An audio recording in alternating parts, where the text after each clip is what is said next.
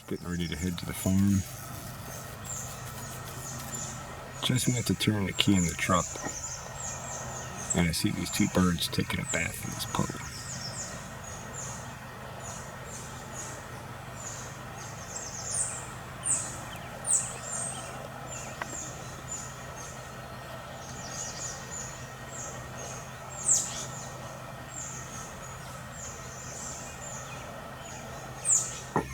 Monday, June 23rd, 2025. Just checking back on the farm here. Things are looking good. It's 98 degrees or something like that out. Super hot today. It was hot yesterday, and it's supposed to be 99 tomorrow, I think, and stay hot out through almost to the end of the week. And then we have some thunderstorms and showers and such forecasted. So I'm going to try and get my cover crops in and finish my disking this week and be ready for the rain when it comes. I'll let it carry things forward. Things are looking good. Cover crops are doing well. And potatoes are doing well. We'll go take a look at the second planting and see. I know I saw some of those are popping up yesterday as I was going by on the machine. And we'll take a quick look at this roadway that I cut up for planting white clover. That looks like it's burned off pretty nice. I'll probably take another few passes through that. I brought along 3 more bee boxes for the honeybee hives in case we need them. And I'm going to open the hives up when it cools off a little bit more and have a look-see and see how they're doing with drawing comb out and building out that second box.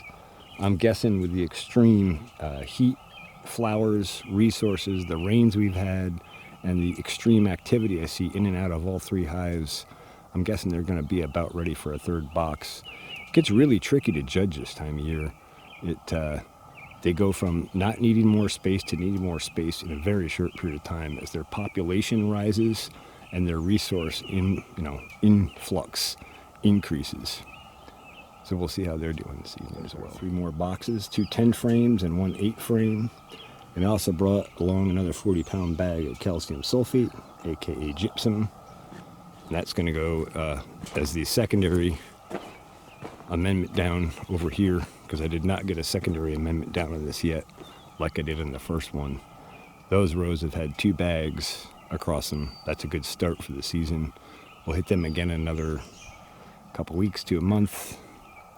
And these are going to get a second shot this evening.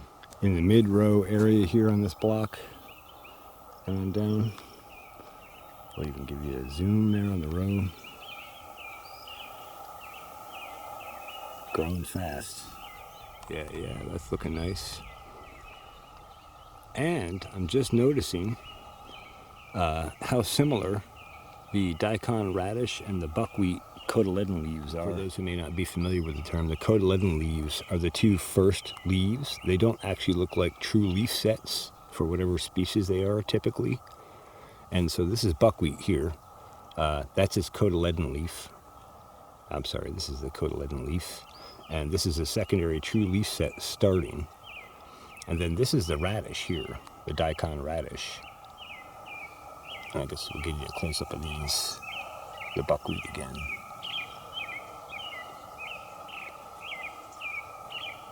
And the daikon radish again. And you'll notice that the leaves are a little bit different. The first true leaf set has like more jagged edges like a radish. So I didn't realize that those were actually popping as well as they are, as advanced as they are. So that's nice. That's going to build a nice uniform canopy of our cover crops. And I really would like to have met our minimum 3 species this year, but I just couldn't get all the seed and the stuff together. And I wanted to make sure that we got cover crops in immediately at planting to protect our soil and our microbes and build our soil health. Last year I started cover crops like a month after planting. That was way too late, and I realized too late right at the time that I should have put cover crops right in at planting. And so that's why we did this year, and that's going to benefit us tremendously throughout the season, especially if we get a drought. That'll really help protect our soil temperatures and our moisture. And that dark canopy is just, remember, it's just like a living mulch cover on top of the soil. I talk a lot about science and technical related stuff here on the channel, as I'm sure you know if you've been watching. And sometimes I touch on it, but I really rarely really talk about the core principle here. And what this is, regenerative farming. It's an ethics-based farming system. Because in regenerative farming, we refuse to accept putting poisons on our crops. Poisons that would hurt our crops, poisons that would hurt ourselves, poisons that would hurt the animals that they are fed to, and poisons that would hurt the soil and the environment and the ecosystem that they are applied to. Lots of people are in denial about the true consequences of these poisons. But the science continues to come out, and it is very, very clear. And if you don't believe me, look around at the cancer rates in our society. Look around at the sickness rates in our society. Look around for people who are truly healthy. You'd be surprised. There are very few of them left. And so my friend Marty said to me when I first told him I was doing regenerative farming that he thinks farming is the most noble cause. And I never thought of it from that perspective, but I 1000% agree with him. And so I want to pose this question to you. If growing healthy food for healthy people and not contaminating the environment and not contaminating our soil and not contaminating ourselves isn't a noble cause, please put in the comments below what's a more noble cause. Because I feel like feeding ourselves in a healthy way without destroying the environment is about the most noble cause we can have, both for ourselves and for future generations. Oh man. An immediately evident roar of activity.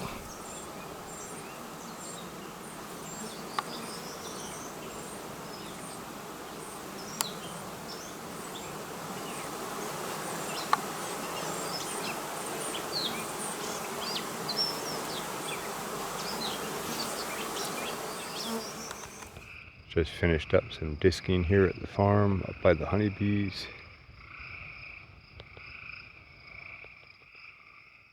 Tree frogs are singing. It is a beautiful, warm summer night.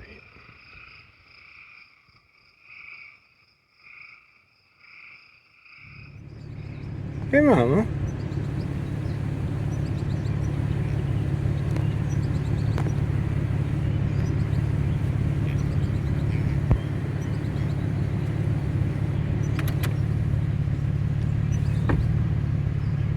So raising some more grazers to eat the crops till we can get a fence up. Oh, those fawns are so cute. So June 25th, we're up here at this block north of the beehives. I spent a few days doing some real heavy disking and grading and such in here. There were a lot of like bumps and ruts and stuff left over from row forming and excavation working and such. We got it pretty well fine, smooth, graded out now. And now I'm going to lay down some cover crop seed and I'm going to disc it in to drill the seed in. We're supposed to have thunderstorms and showers starting tomorrow for the next few days, or potentially have thunderstorms and showers. So that should work out good.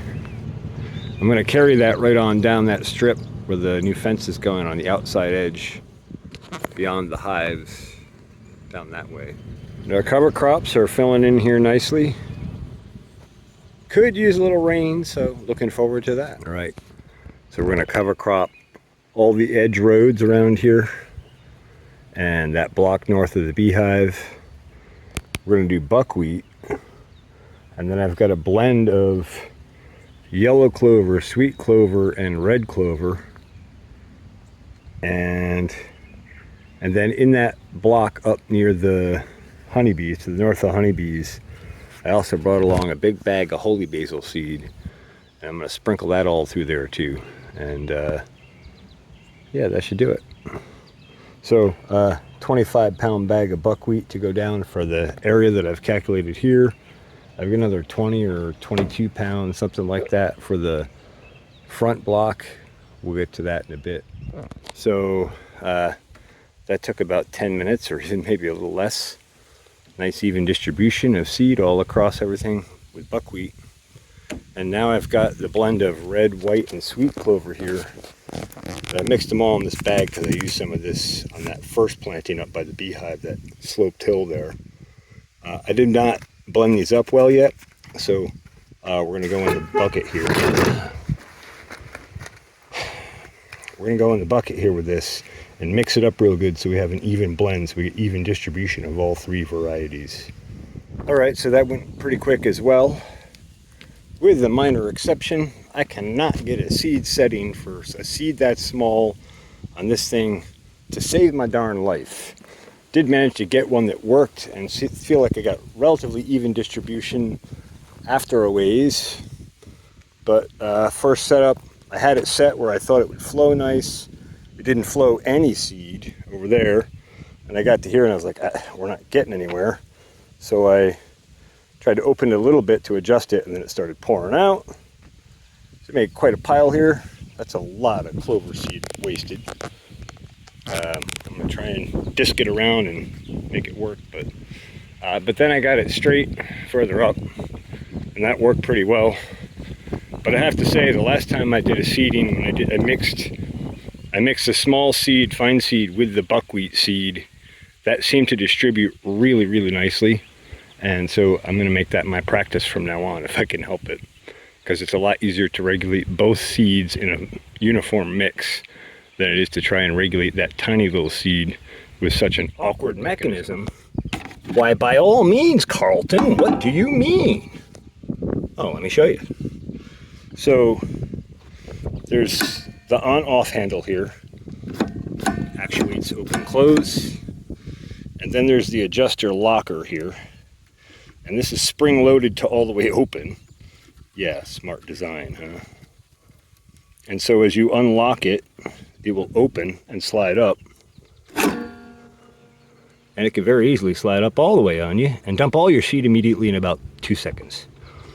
So that's a pain in the butt.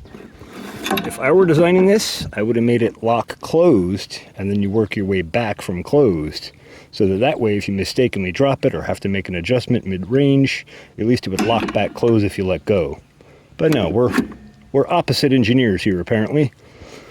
So then I have to adjust, and you can see there's some of that clover seed still in there.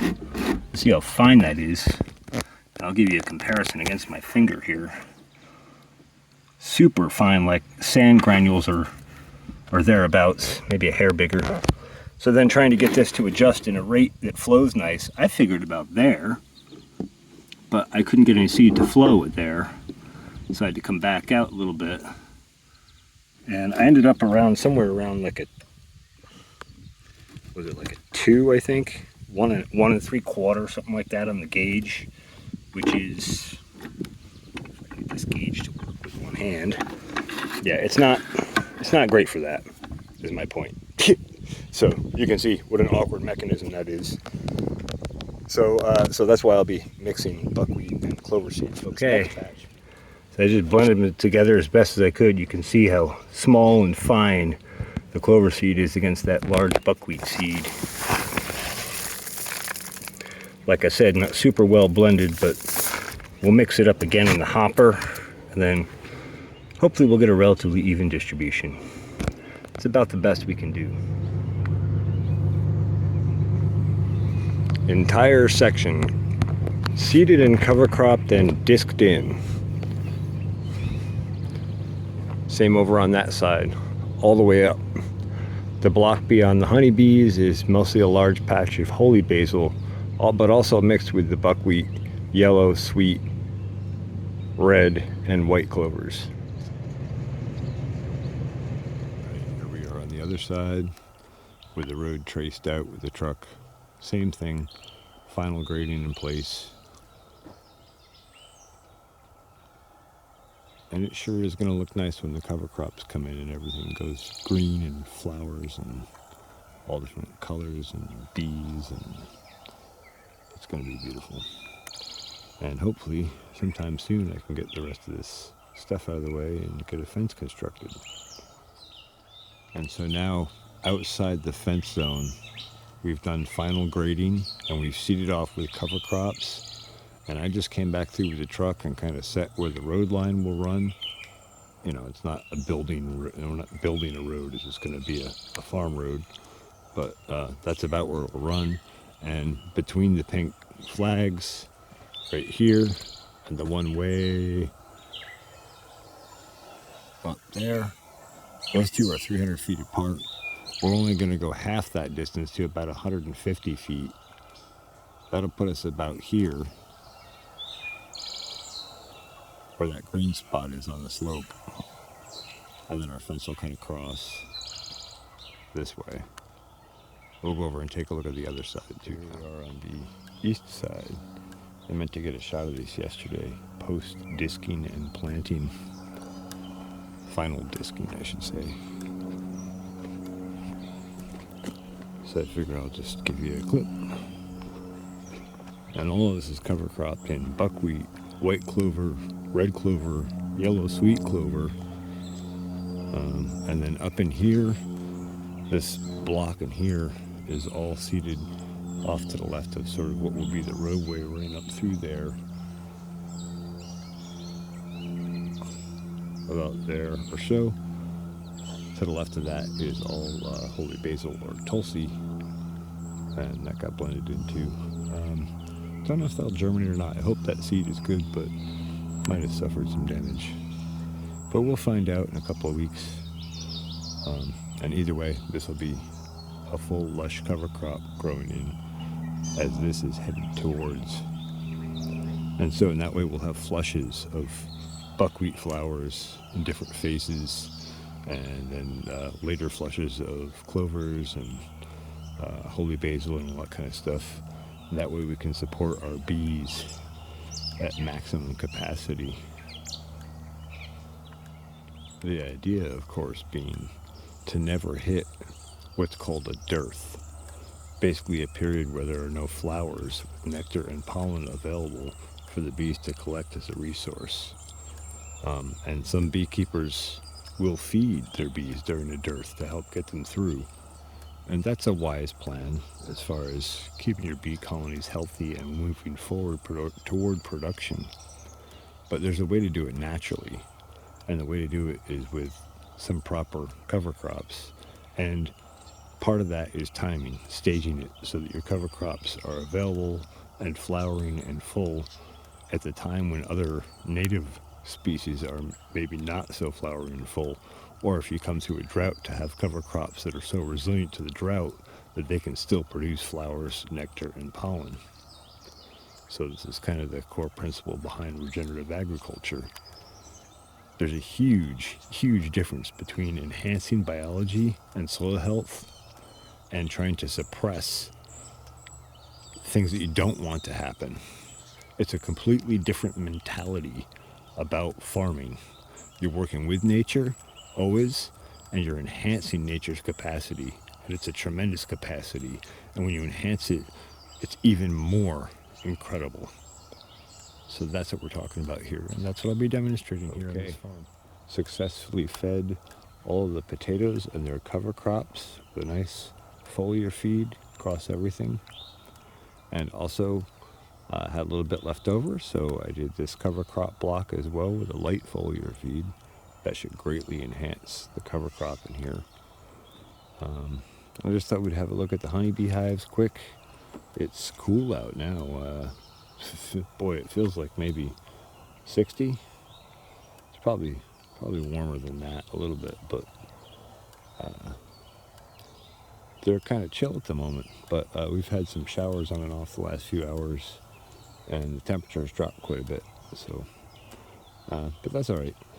Sunny days will come back again. Yeah. I don't like that. That doesn't look coincidental to me.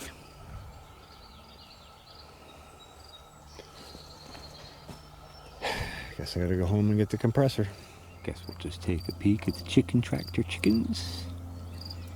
These guys are meat birds. My friends are raising here. And this is their property, so that's awesome to see them bringing on some farm stuff as well. And these guys are, they just went out here like maybe a week ago or so. They're so much more content out here. Just kind of chilling, enjoying life. And my friend built this chicken tractor setup. Pretty sweet setup for meat birds. And they've already moved several times, and they're getting ready to move the pen out again. And with all this stuff cover cropped up here, when it pops up green, they'll have some real nice stuff to put them on to graze on.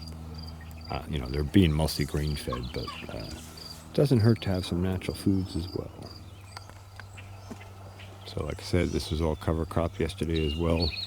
I mostly stopped with the cameras to show you can get a good idea of how little rain we've had today, just because under the tree canopy here, it's still totally dry.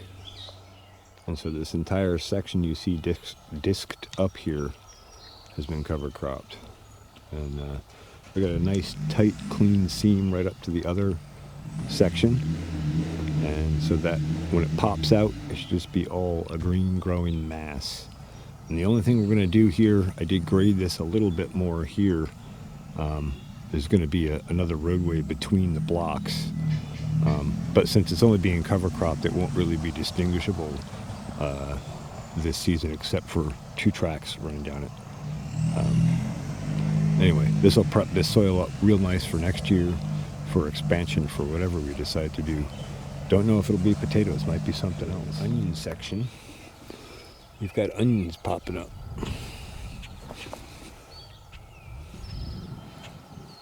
And actually, there's even a couple here that are starting to really take off.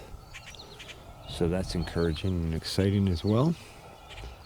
We'll take a look at this section of cover crop from the other end. In fact, I'll just give you a quick shot here. You can see some of those are popping up. I guess we'll just have a look at this second planting. With the drier, hotter, sunnier weather, the cover crop germination has certainly been a little bit slower on this side. But things are coming up and doing well. And I know there are potatoes popping down there. In fact, just noticing how healthy and vibrant everything looks here. So I just thought I would stop on my way by, get another shot. Let's see, radish here, daikon radish, germinating, in along with the buckwheat. And then our potatoes.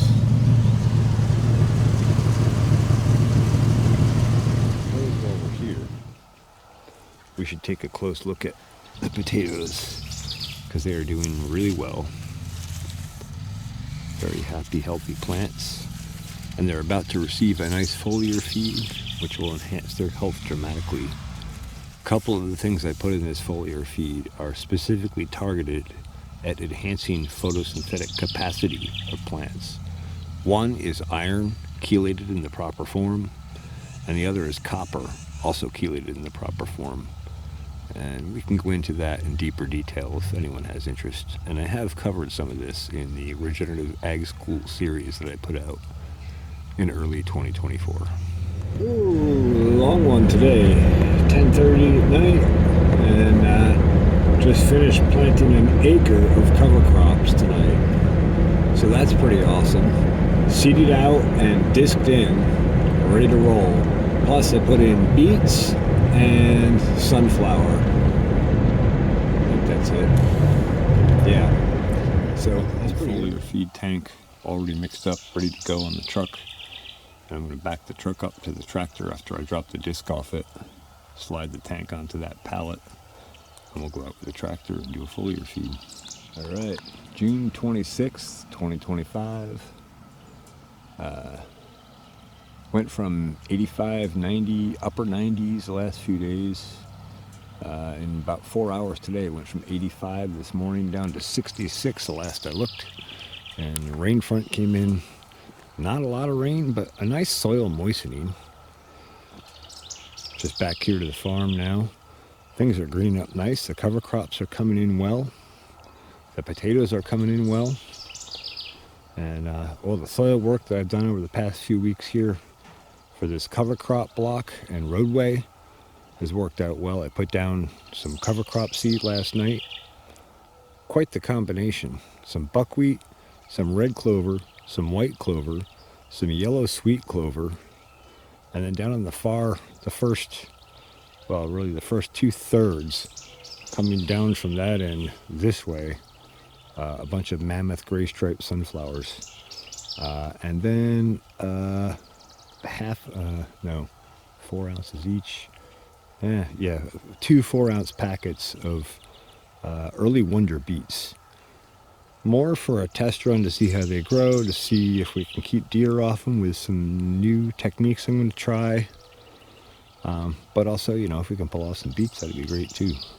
Sunflowers are great soil builders. They're great for pollinators. They're especially helpful for honeybees late season. They can help prevent an infection of nosema the following spring due to the medicinal benefits of the sunflower. And I can go on all day, but basically we've got, I forget how many thousand square feet this was, but I think it's around 13,000 square feet in here, cover cropped with those crops. And I just went back through the disc after I spread the seed last night and cut it in so it would be mixed in with the soil well and have good even germination. And now we're getting a nice slow steady showering rain on it to trigger it all. So fantastic. And I'm back here today with a foliar feed, and I'm going to shoot all the potato sections and all down with another foliar drench because we're due. It's been about a week. Saturday, June 27th, 2025. I didn't make it up to the farm today. Had a lot of little things going on, including amateur radio field day. And my daughter and my grandkids were up when we visited last night. Got to catch up. That was nice. And here we are back at the farm, and things are growing really well. Good explosive growth still happening. We haven't gotten any of that rain that they said we might get there at the end of the week, so we're still dry. But, maybe we'll get some rain in the next few days or something. We'll see.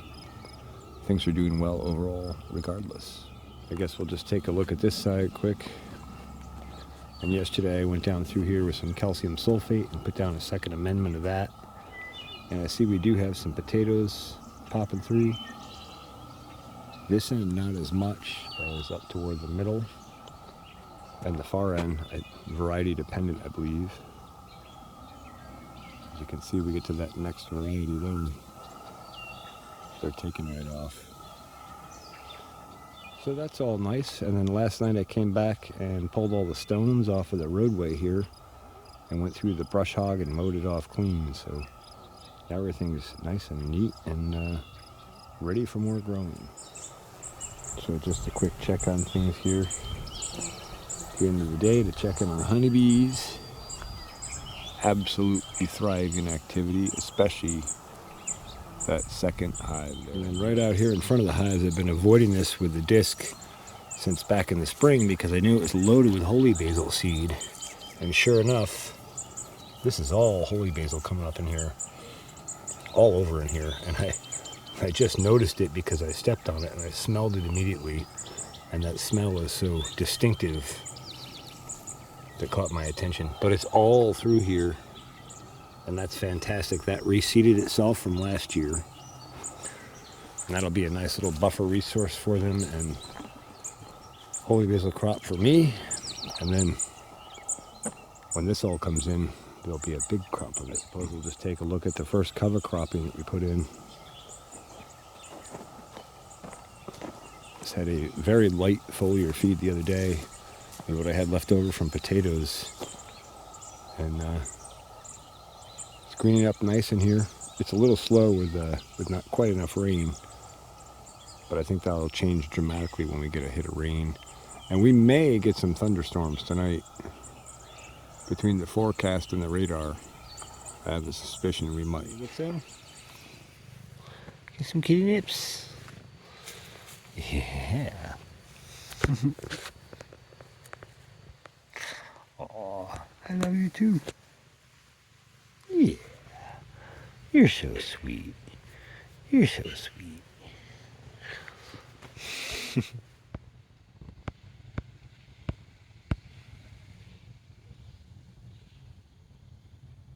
Somebody's a happy kitty. Just finished eating. Monday, July 30th. About 6:15 in the evening. Had a couple things to do on Sunday in the morning, and in the afternoon I spent some time with my kids and my grandkids and my mom. That was awesome. Great to see all of them. So I didn't even make it up here yesterday. Usually I'd be up here. Sunday is kind of one of my primary farm days typically. But nice to come back here and see things are just popping right up. Our last foliar feed definitely had a huge effect on things. And we see a massive growth spurt here. Both cover crops and primary crops are doing well. And even over here, oh yeah, the Cannabecks are starting to pop up over here. And many of the other varieties in this row are already banging right along. So that's excellent news. And I'm up here to look at staking out some fence area for a final stakeout point. We'll see how far I get. I'm going to fiddle around and check things out and look at things. Oh, and I just noticed that the cover crop, the buckwheat, is coming up over on the other block there already. So that's pretty exciting. Let's look at that. Look at that. Right up to here. Green coming in everywhere. Fantastic. Looks like reasonably even coverage down the block. A little sparser on the edges, but that's all right. Go back and plant some other stuff in the edges there. Got some ideas on what to put in. I guess we'll go have a look and see how the upper block, east and west cover crops are around where the fence zone is going to be. That's very encouraging. I wasn't expecting this to pop until after we got an actual rain shower, which I think we're going to get this evening or tomorrow, looking at forecasting and radar. I just want to point out while I'm here the very evident difference in soil makeup between over here where it's a little greener and not so wilted, and over here where the soil is a little bit more rocky and sandy, and we see a little bit of wilt showing up on some of these cover crops. I'll just zoom in on some of this buckwheat.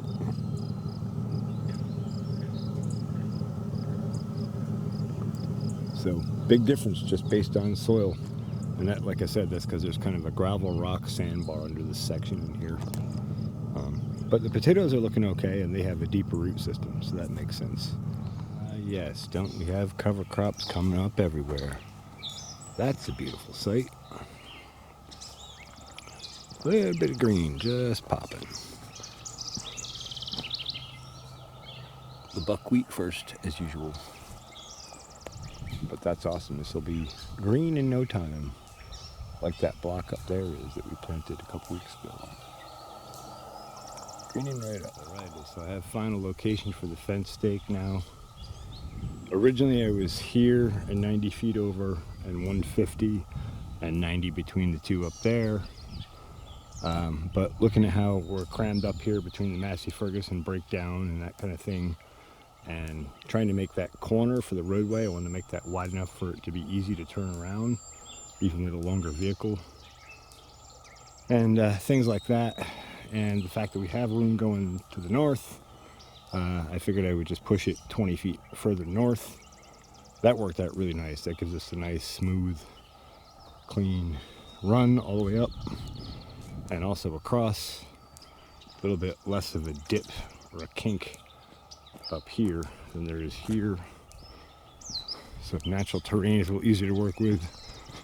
And then, oh, and I taped 150 and 150 and 90 over from here. And when I went to tape the 90 on the other end, it was only 3 inches wider than 90. So very close. That was pretty cool. So here's the other corner here. And you can see my disc row there is pretty straight. And then that's our other corner there. And then up on the hill, up there. So that whole area will be fenced somewhere between 8 and 10 feet high. I really want to shoot all staked out. Cover crops coming along nice. Might as well check on honeybees, right? And they are doing well, thriving, especially the 2 right-hand hives, the 10-frame hives. Bustling with activity. So that's fantastic. I'm checking back on our holy basil as it's coming up here. start to take off pretty well, actually. So that's very encouraging. You can see it's all through here. I mean, all through here. And then we're going to have a whole nother block up there. I'm super excited about that. And so is my son, Jeremy.